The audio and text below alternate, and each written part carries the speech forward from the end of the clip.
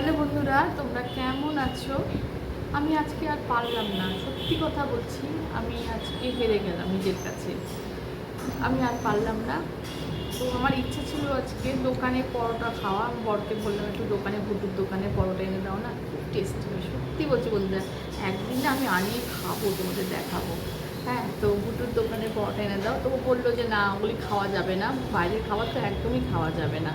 তো আমি প্রতিদিন এই সুক্কা রুটি খেতে আর আমি পারছি না, তাই জন্য বাড়িতেই বানিয়ে ফেলা হলো আজকে জলখাবার। কি হয়েছে আজকে জলখাবারে তোমরা একবার দেখে নাও।